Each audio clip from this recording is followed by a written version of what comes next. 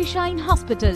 छत्तीसगढ़ में पहली बार computer navigation machine द्वारा घुटने एवं कूल्हे की जोड़ प्रत्यारोपण एवं brain spine surgery, plastic surgery, general एवं laparoscopy surgery, advance trauma care, शिशु रोग, स्त्री रोग, मूत्र रोग, दंत रोग, नाक कान एवं गले के रोगों का संपूर्ण उपचार, critical care, physiotherapy, cardiology, nephrology एवं dialysis unit, burn unit, stroke unit, pain clinic, CT scan, x-ray एवं मॉडर्न पैथोलॉजी, कटे फटे होठ एवं तालू की निशुल्क सर्जरी, आपातकालीन दुर्घटना चिकित्सा सेवा के अंतर्गत 24 घंटे निशुल्क एम्बुलेंस की सुविधा। श्री मेडिशाइन हॉस्पिटल, हर एक जीवन अनमोल।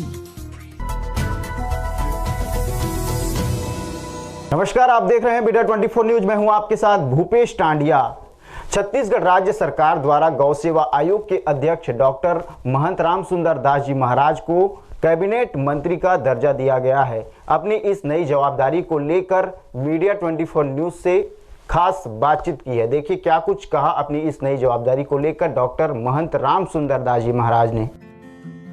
छत्तीसगढ़ सरकार की ड्रीम प्रोजेक्ट नरवा गरवा घुरवा बाड़ी हम भूमिका निभाने वाले छत्तीसगढ़ गौ सेवा आयोग के अध्यक्ष महंत राम सुंदर दास महाराज को कैबिनेट मंत्री का दर्जा दिया गया है। अपनी नई जवाबदारी को लेकर महंत राम सुंदर दास ने कहा है कि आने वाले दिनों में गौ माता के बेहतरी के दिशा में लगातार मेहनत करूंगा। तो कल राज्य सरकार ने एक आदेश जारी कर 5 आयोग के अध्यक्षों को कैबिनेट मंत्री का दर्जा दिया है। उसमें महंत राम सुंदर दास महाराज जी भी शामिल हैं, जो गौ सेवा आयोग के अध्यक्ष हैं। उनसे बात करेंगे। महाराज जी, एक बड़ी जवाबदारी मिली है, लेकिन जवाबदेही भी बड़ी है, कैसे देखते हैं? निश्चित रूप से छत्तीसगढ़ के माननीय मुख्यमंत्री भूपेश बघेल जी ने गौ माता के संवर्धन के संरक्षण के बहुत अच्छा कार्य कर रहे हैं।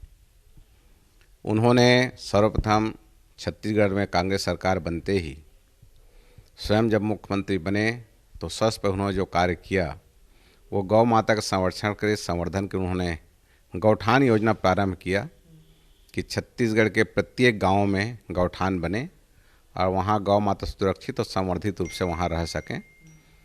प्रथम चरण में 2500 गाँव में उन्होंने गौठान योजना प्रारंभ किया और छत्तीसगढ़ का जो प्रथम त्यौहार होता है, जिसे हम लोग विशेष तिहार कहते हैं, हरेली का त्यौहार, जिसे छत्तीसगढ़ी में नांगर तिहार के नाम से भी जाना जाता है, उस पावन अवसर पर 20 जुलाई 2020 को गोधन न्याय योजना उन्होंने प्रारंभ किया कि छत्तीसगढ़ के प्रत्येक किसानों से, प्रत्येक गौ पालकों से 2 रुपये किलो में गोबर खरीदने का काम, गौ माता को आर्थिक रूप से जोड़ने का काम माननीय मुख्यमंत्री भूपेश बघेल जी ने किया।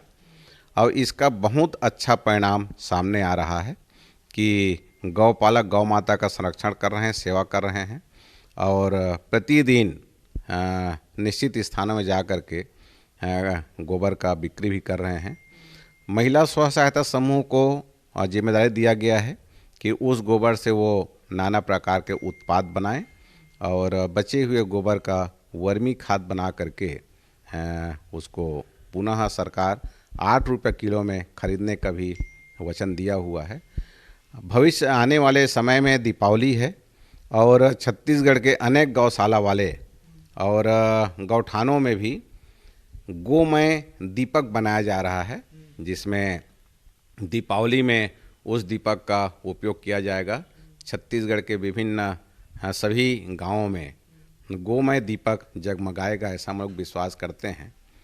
मैं बहुत बहुत धन्यवाद साधुवाद देना चाहता हूं छत्तीसगढ़ के सम्मानीय मुख्यमंत्री भूपेश बघेल जी को, हमारे विभागीय मंत्री रविंद्र चौबे जी को, सभी हमारे वरिष्ठ नेताओं को और मंत्रिमंडल सभी सदस्यों को, जिन्होंने मुझे गौ सेवा आयोग का अध्यक्ष बनाया। मुझे उन्होंने गौ माता की सेवा के लिए जिम्मेदारी दिया। गौ सेवा तो मेरा कर्तव्य ही है और मेरी दिन की शुरुआत ही गौ माता की सेवा, गौ माता के दर्शन से ही होता है।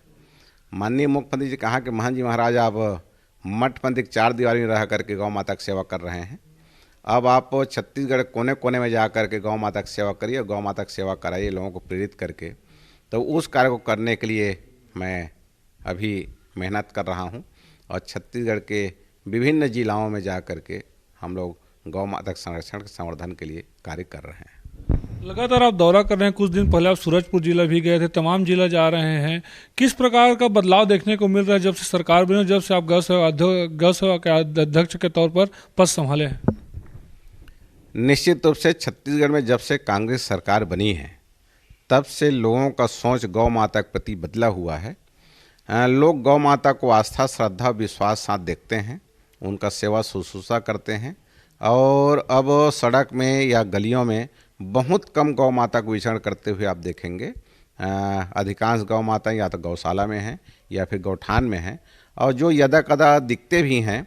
जब गांव में, प्रत्येक गांव में गौठान बन जाएगा तो गौठान सुरक्षित संरक्षित रहेंगे, और जो घटना, दुर्घटना सड़कों में गौ माता के कारण होता है या गौ माता उससे आहत होती हैं, मृत्यु प्राप्त होती हैं, यह सुनने को नहीं मिलेगा। सभी गौ माताएँ, सभी गौवंशी गौठान में और गौशाला में सुरक्षित संरक्षित रहेंगे। गौ अभ्यारण्य की घोषणा सरकार के द्वारा की गई थी, आप लोग उस दिशा में आगे ही बढ़ रहे हैं। अभी कितना आगे बढ़ चुके हैं और क्या कुछ रूपरेखा तैयार की जा रही है?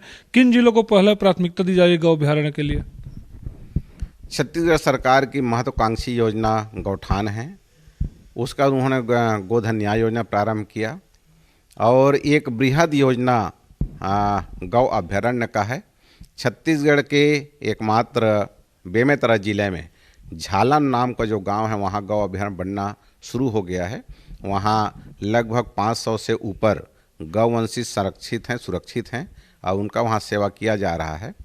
ये जो गौ अभ्यारण्य की योजना है, यह सभी जिलों में बनने का है, लेकिन प्राथमिकता के तौर पे जो छत्तीसगढ़ की सीमावर्ती जिला हैं वहाँ इसको प्राथमिकता का आधार बनाने की योजना है, क्योंकि वहाँ गौवंश सुरक्षित रहेंगे, संरक्षित रहेंगे।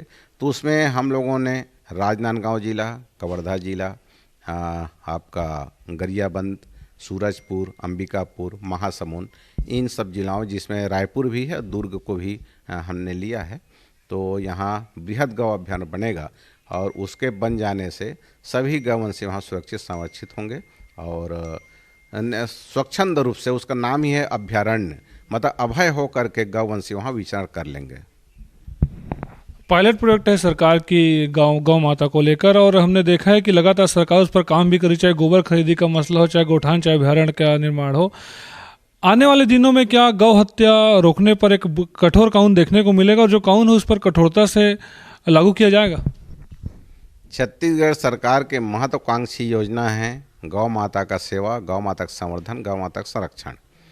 यहाँ गौ हत्या नाम की कहीं कोई बात ही नहीं रहेगी, और अभी भी नहीं है, क्योंकि छत्तीसगढ़ में पहले से ही पशु क्रूरता निवारण अधिनियम लागू है, और जिस भी व्यक्ति को पशुओं के साथ, गौ माता के साथ, गौवंशियों के साथ क्रूरता करते हुए पाया जाएगा, देखा जाएगा, तो उनके ऊपर कानूनी कार्रवाई, कड़ी से कड़ी कार्रवाई की जाएगी। दिवाली का त्यौहार नज़दीक है, मुख्यमंत्री जी ने भी अपील किया है कि इस बार गोबर के दिए भी लोग जलाएं। आप भी कुछ लोगों से क्या कुछ अपील करना चाहेंगे? हमारे छत्तीसगढ़ में बहुत सारे गौपालक हैं, बहुत सारे गौशाला हैं, और सभी गौशाला वाले गोमय दीपक का निर्माण कर रहे हैं। तो मैं सभी लोगों से यह आग्रह करना चाहूँगा कि गौ माता के संरक्षण के लिए, संवर्धन के लिए गोमय दिया का उपयोग ज़्यादा से ज़्यादा करें, जिससे गौ माता को पालने के लिए, गौ माता का संरक्षण और सुरक्षा देने के लिए यह बहुत ही अच्छा कार्य होगा। तो सबसे